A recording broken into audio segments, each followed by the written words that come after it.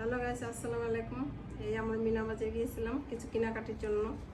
কেনাকাটি করে নিয়ে আসলাম, আপনাদের দেখাচ্ছি। এই যে পাস্তা কিনে নিয়ে আসছি।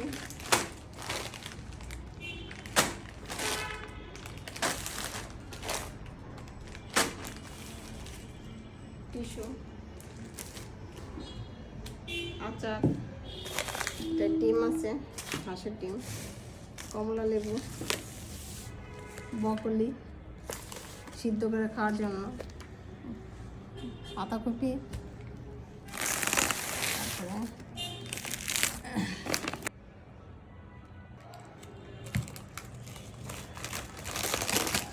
বিস্কিট,